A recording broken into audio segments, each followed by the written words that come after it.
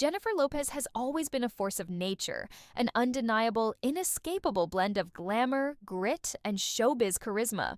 But on Sunday night at the 2025 American Music Awards, she triggered a wave of criticism that no one, not even her longtime fans, saw coming. At 55 years old, Lopez found herself at the center of a firestorm, not because of her accolades or a record-breaking hit, but because of a performance that left viewers confused, uncomfortable, and, in many cases, outraged. The moment she stepped onto the stage, draped in a figure-hugging nude catsuit adorned with black patches and glimmering jewels, it became clear that she was going for shock value. What followed wasn't just bold, it was polarizing. Her performance began with a sultry dance routine, the kind of choreography that's become synonymous with her brand over the years. But then, almost out of nowhere, things took a sharp turn. She began a makeout session on stage with her dancers, locking lips with both male and female performers. The camera lingered just long enough for the audience at home to take in every provocative detail. Most notably, she kissed a female dancer not once, but twice. The audience inside the Fontainebleau Hotel in Las Vegas gasped. Online, the response was instantaneous. Social media erupted. It wasn't just a trending topic, it became the dominant conversation of the night. Platforms like X, formerly Twitter, TikTok, and Instagram were flooded with commentary. Users questioned not only Lopez's creative choices, but also her intentions. Jennifer Lopez has lost the plot, one viewer posted bluntly, echoing a sentiment. That began to spread quickly. Others were more bemused than angry, like the user who wrote, "Why is Jennifer Lopez kissing everyone at the AMAs?" Still, there were many who weren't just surprised. They were genuinely dismayed. One particularly stunned fan confessed, "Just looked up from my phone and Jennifer Lopez is kissing a girl?" For an entertainer who's long built her brand around sex appeal and bold statements, the idea of kissing someone on stage isn't entirely new. But the reaction this time was different. Perhaps it was because the act felt disconnected from the music. Perhaps it was the abruptness, the seeming desperation to push boundaries in an industry already teetering on the edge of performative controversy. Or maybe, and this is what many viewers quietly speculated, it simply felt forced.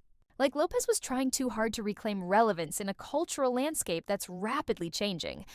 It's worth noting that Jennifer Lopez wasn't just performing that evening, she was also hosting the AMAs, stepping back into a role she last held a decade ago, in 2015. The symbolism wasn't lost on viewers. 10 years ago, she was hailed for her charm and command of the stage. Now, many were questioning whether she still had that same grip on the audience's attention, or whether this performance was proof that time had dulled her edge. Still, this night wasn't supposed to be about scandal.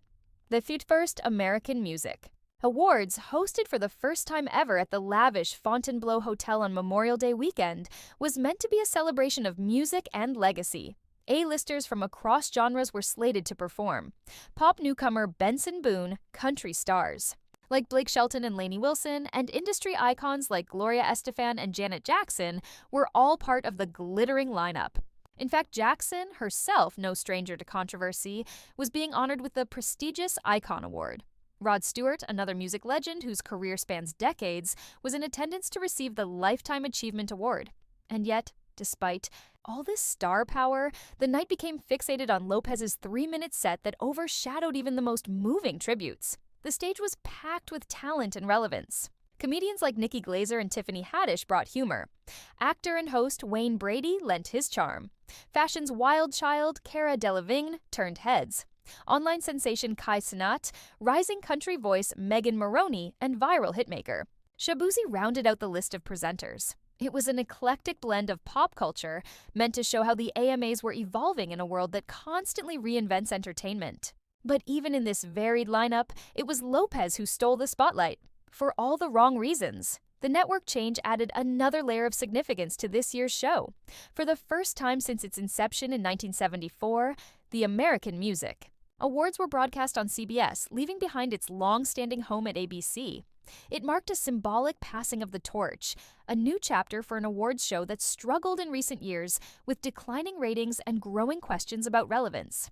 Moving to CBS with the added benefit of streaming live on Paramount Plus was a bold attempt to recapture its place in pop culture.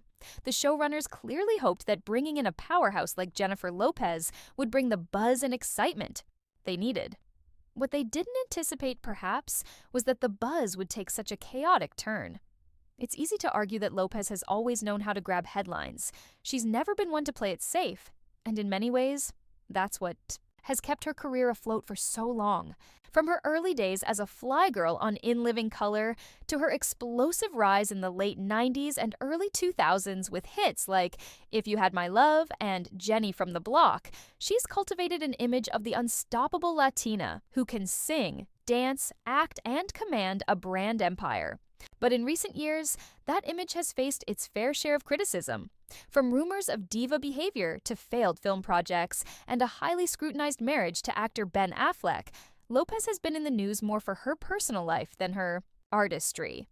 This AMA's performance, then, felt like an attempt to remind people of her power, to say, I'm still here and I can still shock you. But audiences weren't convinced. What might have once been seen as fearless now felt tone-deaf. The music, the dance, and the kiss all seemed out of step with a world that demands more than spectacle. Viewers want authenticity, storytelling, emotion, not just shock for shock's sake. That's not to say everyone was upset. As is always the case with J.Lo, she had her defenders. Some praised her for pushing boundaries, for expressing sensuality, at an age when women in entertainment are often told to tone it down or disappear. Supporters argued that Lopez was simply reclaiming her narrative, doing what Madonna had done years ago, daring the industry to accept that women don't age out of sexuality or ambition.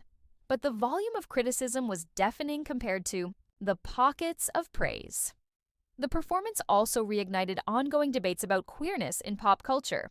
Was Lopez's kiss a sincere expression of fluidity, or was it performative? Was it meant to titillate or to support the LGBTQ+ community?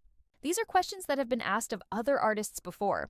Madonna, Britney Spears, Christina Aguilera, Katy Perry, and now they were being aimed squarely at Lopez. The fact that the kiss felt so random, so disconnected from any clear message or theme, made it harder for viewers to interpret it as anything other than a stunt. And stunts, especially when not executed with finesse, are rarely forgiven in a media ecosystem that thrives on authenticity and punishes pretense. The night wore on and the awards were handed out. The buzz surrounding Lopez only intensified. It eclipsed performances that were genuinely moving. Gloria Estefan's emotionally charged tribute to Latin music was barely mentioned online. Benson Boone's breakout moment went largely ignored. Even Janet Jackson's long-awaited Icon Award was drowned out by the echo of a kiss that didn't land the way it was intended.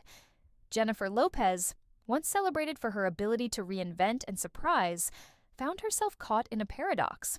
She had wanted to spark a conversation, and she did, but it wasn't the one she had hoped for. Instead of applauding her boldness, fans were asking if she had lost touch with what her audience really wanted.